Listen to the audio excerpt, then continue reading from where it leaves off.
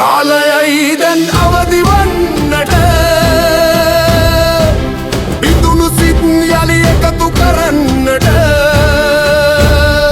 එක හඩින් අභිමානයෙන් නැගී සිටින්නට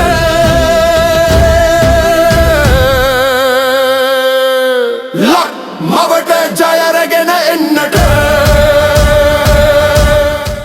අවසාන වශයෙන් නාවල් මැතිතුමනි දැන් ඔබතුමා අපි ප්‍රයිවට් සෙක්ටර් ගැන කතා කරපු හින්දා ඇත්තටම ප්‍රයිවට් සෙක්ටර් එකේ ඉන්නේ අපේ වෛද්‍යවරුම තමයි. සහ ප්‍රයිවට් සෞඛ්‍ය කියන ක්ෂේත්‍රයේ ගොඩක් ලාභ ලබන්න පුළුවන් සහ ලාභ ලබන සේවයක්. ඔබතුමා දකින විදිහට අපේ රජයේ රෝහල්වල යම් තාක් දුරකට ලාභ මට්ටමකට මේක නැත්නම් ලාභ ලැබීමේ මම කියන්නේ පූර්ව වශයෙන් නෙමෙයි අර්ධ වශයෙන්වත් ලාභ ලැබීමේ ව්‍යාපාරයක් හැටියට පත් කරගන්න පුළුවන්ද නිදහස් සෞඛ්‍යයට මුල් තැන දීලා? මම හිතනවා ડોක්ටර් ඔකේ දෙපැත්තක් තියෙනවා. දැන් අපි ජයවර්ධන හොස්පිටල් එක ගත්තොත් ඒ මොඩල් එක ඇතුලේ පබ්ලික් ප්‍රයිවට් දෙකම තියෙනවා. පේයින් වෝඩ් එකකුත් තියෙනවා. හැබැයි මම අර කියපු එෆිෂියන්සි එක හදන්න නැතුව ඒ ડોක්ටර්ට අවශ්‍ය ෆ්‍රීඩම් එක දෙන්න නැතුව මැනේජ්මන්ට් ස්ට්‍රක්චර් එකක් අපි හදලා ෂෙයාරින් වලට යන්නේ නැත්නම් අපි ඉන්ෆ්‍රාස්ට්‍රක්චර් එක ওই මොඩල් එක සාර්ථක වෙන්නේ නැහැ. මම හිතන්නේ පළවෙනිම දේ තමයි අපි කළ යුතු දේ තමයි අසීමිත කියන්නේ අනවශ්‍ය වියදම් කපහරනවා කියන එක නෙමෙයි මම කියන්නේ. අපි අනවශ්‍ය වියදම් කියලා බැලුවම කියන්නේ දොස්තරගේ තෙල් බිල. නැත්නම් නර්ස් කෙනෙක්ට දෙන OT එක. නැත්නම් වාහන ඒව නෙමෙයි අනවශ්‍ය වියදම් කියන්නේ. මේ මැනේජ්මන්ට් ස්ට්‍රක්චර් එක ඇතුලේ වියදම් කල්පනාකරණය කරන්න පුළුවන් ක්‍රමවේද මොන තරම් තියෙනවද? දැන් අර මම උදාහරණයක් කිව්වේ. දැන් ප්‍රයිවට් හොස්පිටල් එකක ලැබ් එකයි කලෙක්ටින් සෙන්ටර්ස් 10යි. ඒතර කොස්ට් එක 50%ක් අඩුයි අපේ ආණ්ඩුවේ හොස්පිටල් 10කට වඩා. අපි හොස්පිටල් 10ක් තියෙනවා. ඒකට අවශ්‍ය ස්ටාෆ් 10ක් අපි මේන්ටේන් කරනවා. ලැබ් 10ක් අපි මේන්ටේන් කරනවා. දැන් ඒ වගේ සිම්ප්ලිෆයි මෙකනිසම් එකක් ඇතුලේ මම හිතනවා ડોක්ටර් අපිට බොහෝ කොස්ට් එක අඩු කරගන්න පුළුවන්.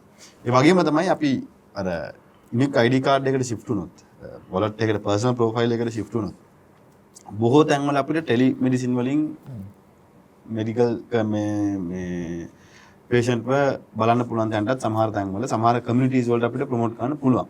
Maldives වගේ ගත්තොත් අයිලන්ඩ්ස් වල දූපත් වල සම්පූර්ණයෙන් දැන් බොහෝ දුරට ටෙලිමෙඩිසින් වලින් යන්නේ. දූපතෙන් නගරයට එන්න තියෙන කාලයක් දෙක බලුවා. මේකේ සාර්ථකත්වයක් තියෙනවා. දැන් අපේ රටේත් සමහර තැන් වලට අපිට ඒක පාවිච්චි කරන්න පුළුවන් කියලා මම හිතනවා. මම ඒක උදාහරණයක් කිව්වේ. ඉතින් මේ වගේ මේක ඇතුලේ ස්ට්‍රක්චර් එක අපි හදාගත්තොත් හරියට මැනේජ්මන්ට් ස්ට්‍රක්චර් එක. ඒ ස්ට්‍රක්චර් එක ඇතුලේ අපිට වියදම් කළමනාකරණය කරගන්න පුළුවන්. ඒක ලාභ ලැබීම හා සමානයි. ඒක ප්‍රයිවට් සෙක්ටර් එකට අපි පේයින් බෝඩ් එකක් හදලා ලාභ ලබනවා හා සමානයි මේ ඇතුලේ ඉන්ටර්නල් කොස්ට් එක මැනේජ් කරගත්තොත්. ඒ අතර අපිට යම් තැනකදී බලන්න පුළුවන් පේයින් බෝඩ් මෙකනිසම් එකකට අපි යන්න පුළුවන්ද බැරිද? එහෙම නැත්නම් ඒක ප්‍රයිවට් සෙක්ටර් එකටම කරන්න දීලා අපි ඔෆෝඩබල් විදියට අපේ රාජ්‍ය සේවයේ ස්ට්‍රක්චර් කරගෙන අපි ෆ්‍රී හෙල්ත් එක මේන්ටේන් කරගන්නවාද කියන කාරණා. ඔගේ ලොකුම අද අපිට මුහුණ දෙන්න ලොකුම අභියෝගය තමයි මේ මෙඩිසින් ෂෝටේජ් එක. මොකද අද හෙල්ත් ඉන්ඩස්ට්‍රි එකක් සර්විස් එකක් කියන එක කෑල්ලක්. හැබැයි සර්විස් එක ඇතුලේ ලොකුම කම්පොනන්ට් එක ඉන්ඩස්ට්‍රි එක. ඔය ඉන්ඩස්ට්‍රි එකේ ලොකුම කෑල්ල ෆාමසිටිකල් කෑල්ල. එතකොට මේක අර ඒක ඩ්‍රග් නේ කියන්නේ. මාෆියා එකක් තමයි ලෝකේ දුවන්නේ. ඒක වෙනම කාරණයක්. හැබැයි මේ ඇතුලේ අපි ස්ථානගත වෙන්නේ කොයිද? දැන් අපිට මතකයි ඔබට මතක ඇති ගෝඨාභය රාජපක්ෂ ජනාධිපතිවරයා කාලේ මහින්ද රාජපක්ෂ ජනාධිපතිවරයා කාලේ අපි ඔයාමගේ ෆාමසිටිකල් මැනුෆැක්චරින් zone එකක් දාන්න අපි plan කරා. හම්බන්තොට ෆාමසිටිකල් zone එකක් දාන්න අපි plan කරා. යම් ෆැක්ටරිස් ආවා. අදර අපේ රටේ ෆාමසිටිකල් රාජ්‍ය සේවය ඇතුලේ procurement system එක හරි weak. තාම පරණ ක්‍රමයට යන්නේ. අද procurement පටන් ගත්තොත් අද ඉඳන් මාස 10ක් 12ක් යනවා මෙඩිසින් එකක් ඩිලිවර් වෙන්න. ඉතින් එහෙම කරන්න බෑ. අද ඉඳන් මාස 10ක් 12ක් යනවා නම් මොකද ඕනම ඩ්‍රග් එකක් මැනුෆැක්චර් කරන්නේ ඕඩර් එක හම්බුණා. දැන් අපේ ටෙන්ඩර් ක්‍රමේ මාස 8ක් යනවා නම් නැත්නම් මාස 6ක් යනවා. එතනින් මාස 4ක් යනවා ඩිලිවරි වලට. ඒ අනුව කවදාවත් අපිට මේ ඩ්‍රග් නැත්නම් බෙහෙත් හිඟය පියවන්න බැරි වෙනවා මේ procurement system එක ඇතුළේ නම් යන්නේ. හැබැයි ලෝකේ ඕන තරම් best practice තියෙනවා corruption නැතුව. procurement කරගන්න පුළුවන් ක්‍රමවේද. ලෝකේ ඕන තරම් practice එකක් තියෙනවා. අනිත් පැත්තෙන් එහෙම නොවුනොත් වෙන්නේ අපිට emergency purchasing වලට යනවා.